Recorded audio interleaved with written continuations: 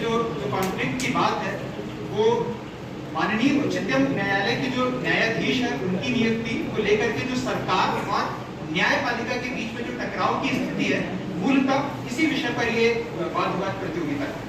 पिछले कुछ समय से यह टकराव गहराता दिखाई दे रहा है और खास तौर पर ये जो कॉलेजियम सिस्टम है इसको लेकर के गंभीर सवाल उठाए जा रहे हैं।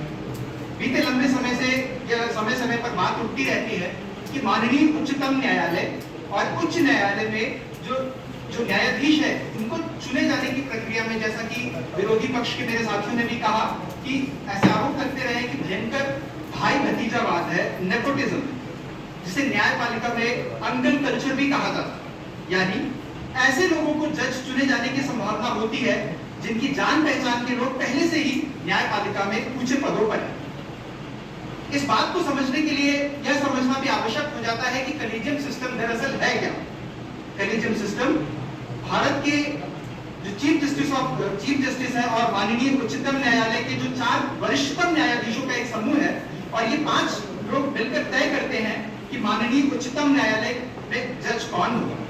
कॉलेजियम सिस्टम बहुत पुराना नहीं है साथियों, और इसके अस्तित्व में आने के लिए जैसा कि हमारे साथियों ने बताया कि 3 फैसले जिम्मेदार है जिन्हें जजेस केस के नाम से जाना जाता है। और जो आखिरी जजेस केस था 1998 में, जिसमें माननीय उच्चतम न्यायालय ने कॉलेजियम के आकार को बड़ा करते हुए इसे 5 न्यायाधीशों का एक समूह बना दिया। हाल फिलहाल की बात करें तो हाल फिलहाल में ये जो टकराव है, सरकार जो लेजिस्लेचर और जुडिशरी के बीच का ये जो टकराव है, इसकी शुरुआत होती है सन 2014 से, जब देश में केंद्र सरकार ने 99वां संशोधन कर नेशनल जुडिशियल अपॉइंटमेंट कमीशन की अधिनियम लेकर के आई थी, और जिसमें ये कहा गया था कि चीफ जस्टिस और माननीय उच्चतम न्यायालय और उच्च न्यायालय में न्यायाधीशों की नियुक्ति के लिए कॉलेजियम की जगह अब एनजैक के प्रावधानों के तहत काम संशोधन करके केंद्र सरकार ने संसद को यह अधिकार दिया था। ये बात नोट करने वाली है कि संसद को यह अधिकार दिया गया था कि भविष्य में माननीय उच्चतम न्यायालय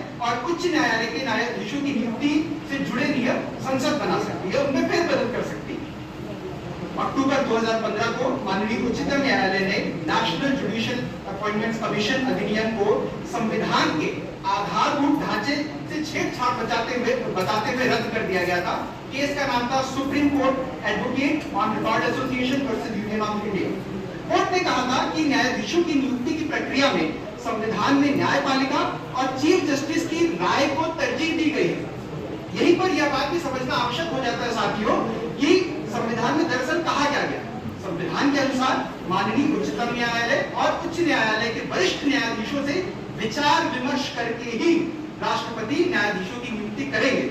संविधान का अनुच्छेद 217 कहता है कि राष्ट्रपति उच्च न्यायालय के न्यायाधीशों की नियुक्ति के लिए भारत के मुख्य न्यायाधीश, राज्य के राज्यपाल और उच्च न्यायालय के चीफ जस्टिस से विचार विमर्श करके इनकी नियुक्ति करेंगे।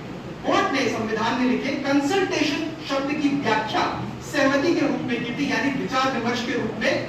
विचार विमर्श का ये जो शब्द था इसको सहमति बनाया, और यह बात और यह व्याख्या हमें माननी भी होगी क्योंकि माननीय उच्चतम न्यायालय को guardian of the constitution, interpreter of the constitution कहते हैं। और जैसा कि हम सभी ने जूरिस्प्रूडेंस में भी पढ़ा है, अर्लिश ने जो लिविंग लॉ का सिद्धांत दिया था, हमारा कॉन्स्टिट्यूशन भी एक लिविंग लॉ है और समय समय पर इसमें बदलाव होते रहते हैं। तो जो बात संविधान में मूलभूत रूप से कही गई थी, समय जैसे जैसे बीता, भारतीय जो उच्चतम न्यायालय उसने देखा कि इसका सही इंटरप्रिटेशन क्या होना चाहिए। और मैं पर्सनली इस बात का घोर विरोधी हूं कि लेजिस्लेचर का कोई भी किसी भी तौर पे हस्तक्षेप होना चाहिए न्यायपालिका में, क्योंकि ये सेपरेशन ऑफ पावर का जो सिद्धांत है जो मॉन्टेस्क्यू ने दिया था, ये उसके विरुद्ध है। और अंत में अगर संसद ज्यादा हस्तक्षेप करने लगेगी तो एक शेर के साथ अपनी बात को विराम दूंगा। उसी का शहर, वही मुद्दई, वही मुनसिफ, और हमें यकीन था कि हमें हमारा कुछ को लिखते हैं।